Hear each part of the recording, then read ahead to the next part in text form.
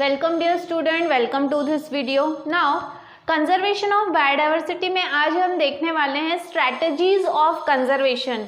क्या क्या तरीके हैं कंजर्वेशन के जिसके थ्रू जो है वो हम जो भी डाइवर्सिटी है उसे कंजर्व कर सकते हैं। ठीक है, तो इसके दो बड़े स्ट्रैटेजीज हैं, एक है इन सीटू कंजर्वेशन और दूसरा है एक्स सीटू कंजर्वेशन। सबसे पहले what is the basic difference between in situ and ex situ. In situ मतलब नेचुरल हैबिटेट, जो उसका नेचुरल घर है, अगर उसे वहीं पर प्रोटेक्शन दिया जाए, वहीं पर कुछ ऐसी जो है वो सहूलतें प्रोवाइड की जाए ताकि वो नेचुरल हैबिटेट में रहते हुए ही उसे प्रोटेक्शन दिया जाए, then such type of conservation is called as in situ conservation. वहीं एक्स सीटू कंजर्वेशन मतलब उसे उसके नेचुरल हैबिटेट से एक ऐसे एरिया में लाया जाए, एक ऐसा आर्टिफिशियली कंस्ट्रक्टेड जो है वो away from its natural habitat अगर उसे रखा जाए और कंजर्व किया जाए, then it is called as ex situ conservation. सबसे पहले in situ conservation. As such इस टॉपिक में इतना ज़्यादा कुछ है नहीं, ठीक है। Protection of an organism will automatically takes place if its natural habitat is protected, this is called in situ conservation. Example Kanha forest as tiger reserve. ना देखो, इन सीटू कंजर्वेशन जो है, अगर हम किसी भी ऑर्गेनिज्म का नेचुरल हैबिटेट, नेचुरल घर अगर प्रोटेक्ट करते हैं, बचाते हैं, तो समझ लीजिए कि हम उस ऑर्गेनिज्म को भी बचा रहे हैं। मतलब क्योंकि अगर उसका घर जो है वो बचा रहेगा, वो प्रोटेक्टेड रहेगा, तो उसे वहाँ पे सारे रिसोर्सेज इजीली अवेलेबल रहेंगे और उसे भी प्रोटेक्शन मिलेगा। उसे कहा जाता है इन सीटू कंजर्वेशन। और इसका एग्जाम्पल है कान्हा फॉरेस्ट, जो टाइगर को प्रोटेक्ट करने के लिए ये फॉरेस्ट जो है वो बढ़ाया गया है, नंबर ऑफ टाइगर्स को बढ़ाने के लिए। Actually Kanha forest is a natural forest, लेकिन it is under observation so that जो भी टाइगर्स हैं इनके नंबर्स बढ़ते रहें। ठीक है।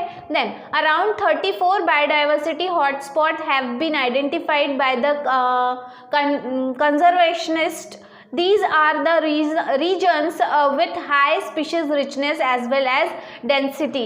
ना देखो, कम से कम 34 बायोडाइवर्सिटी हॉटस्पॉट्स जो है वो जो भी कंजर्वेशनिस्ट हैं उन्होंने ढूंढ के निकाले हैं कि जिन्हें इन सीटू कंजर्वेशन अगर दिया जाएगा तो बायोडाइवर्सिटी जो है वो बढ़ाई जा सकती है। ठीक है, यहाँ पे क्योंकि स्पीशीज़ की रिचनेस बहुत सारी है, बहुत अलग अलग प्रकार की प्रजातियाँ पाई जाती है और डेंसिटी भी ज़्यादा है, मतलब एरिया भी ज़्यादा है। ठीक है, these area need to be protected strategically by setting legislative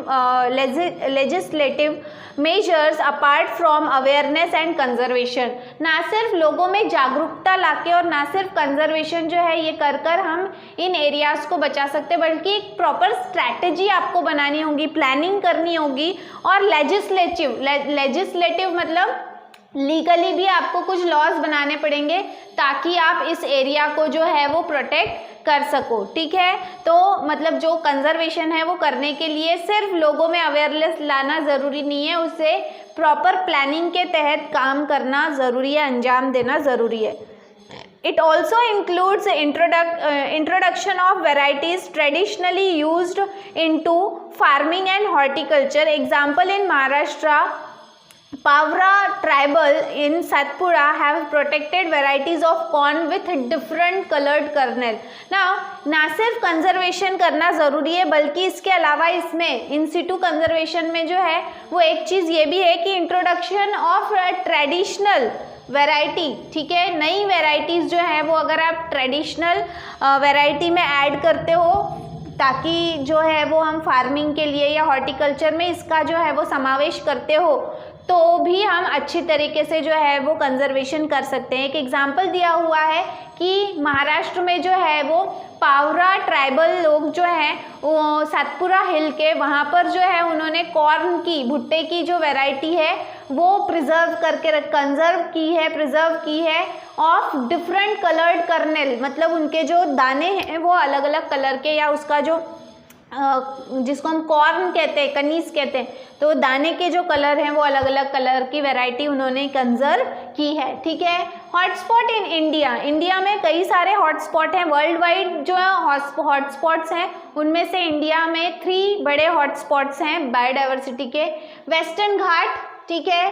then Indo Burma and eastern Himalaya, ये जो है these are the biodiversity rich hotspot, यहाँ पे रिचनेस बहुत ज़्यादा है बायोडाइवर्सिटी में, ठीक है। Then India at present have, India में जो है वो कितने, क्या मतलब जो भी बायोडाइवर्सिटी से जुड़े हुए कौन कौन से एरियाज हैं, 14 बायोस्फीयर रिजर्व्स हैं, ठीक है, 90 नेशनल पार्क्स हैं एंड 448 वाइल्ड लाइफ सेंचुरीज हैं, ठीक है। मतलब वैरायटी को हम कंजर्व करने की कोशिश पूरी तरह से कर रहे हैं। देन महाराष्ट्र की अगर हम बात करें, as we live in Maharashtra की अगर बात करें तो 5 नेशनल पार्क्स हैं महाराष्ट्र में एंड 11 सेंचुरीज हैं, ठीक है। ये 11 sanctuaries, what is the difference between national park and sanctuary? National park में एक साथ में कई सारे जानवरों को प्रोटेक्शन दिया जाता है या सबका ध्यान रखा जाता है, लेकिन जो सेंचुरीज हैं, सेंचुरीज में जो है वो पर्टिकुलर टाइप ऑफ एनिमल के ऊपर ज़्यादा ध्यान दिया जाता है, उसकी जनसंख्या बढ़ाने के ऊपर ज़्यादा ध्यान दिया जाता है। देन सेकेंड ग्रुप, बहुत सारे लोग हैं जो ट्राइबल लोग हैं स्पेशली, जो भगवान के नाम पे जो है वो इस डाइवर्सिटी को बचाने की कोशिश करते हैं, बचाते हैं, ठीक है। तो ऐसे कौन कौन से एरियाज हैं जहाँ पे ये काम किया जाता है, वो है Khasi and Jaintia hills in Meghalaya, western Ghat region of Maharashtra and Karnataka, इसके अलावा Aravalli hills of Rajasthan and Bastar and Chanda and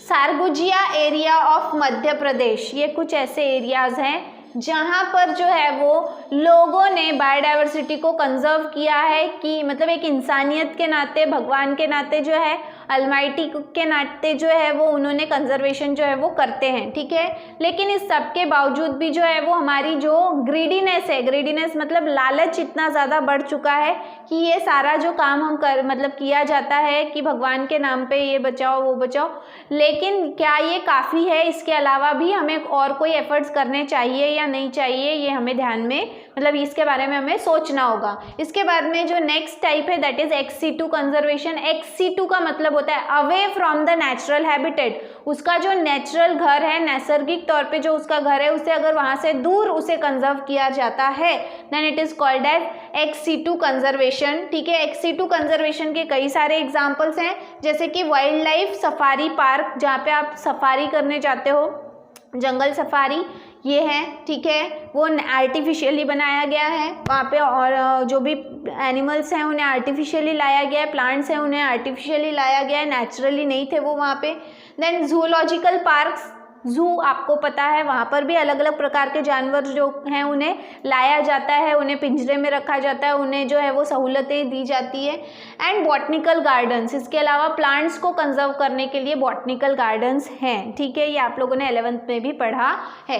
then serves this purpose, मतलब XC2 कंजर्वेशन के लिए ये सारे ऐसे कुछ बोल सकते हैं हम मैन मेड जो एरियाज हैं जो इस XC2 कंजर्वेशन को कहीं ना कहीं पूरा करते हैं।